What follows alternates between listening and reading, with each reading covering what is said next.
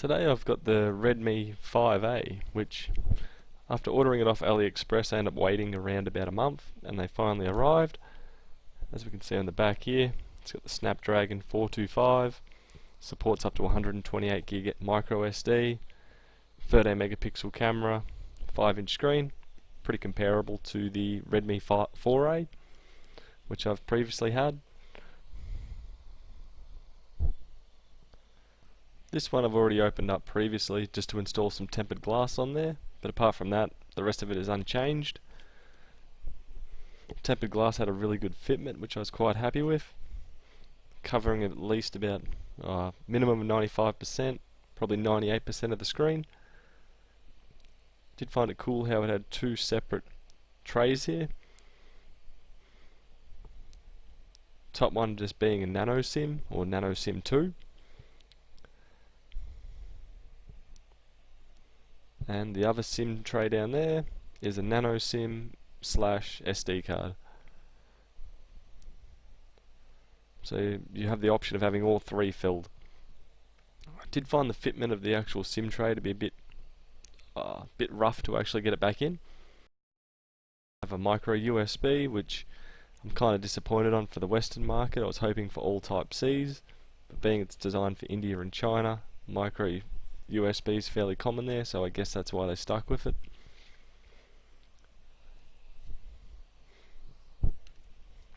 And inside the box there's nothing too special in there. Standard charger, instructions which are always fairly useless.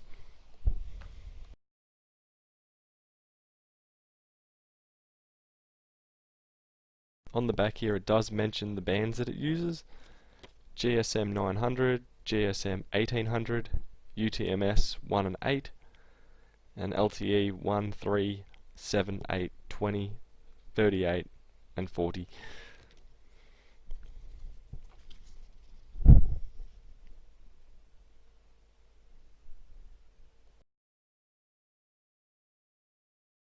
Also the included wall charger, 5 volt, 1000 milliamp, so slightly disappointing, but overall it will do the job.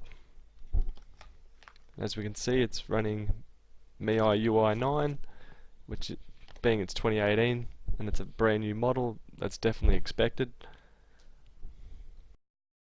One thing I did enjoy about the global ROM now, in the regions, Australia's finally mentioned in there, which I think is brilliant, being I'm from Australia. And the rest of the setup's all extremely standard MIUI setup.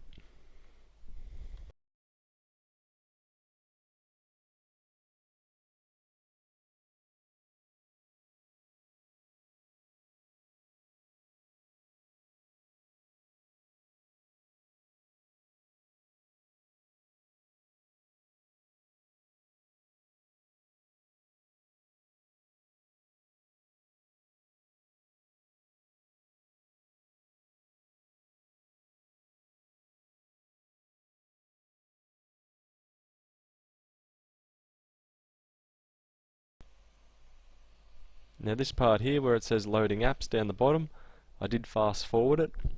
In real time it took probably around about 4 minutes to do, which was slightly longer than I'm expecting from a Xiaomi device, but it did certainly get there in the end. Also from here out it's just basically flicking through the menus that are available on the device, including a quick test of the camera and the zoom function on it. Overall, if you're after a cheap phone for a sibling and they're new to phones or they're prone to breaking them, I would definitely recommend one of these. The replacement screens are out there and they're around 40 Australian dollars, which is pretty reasonable.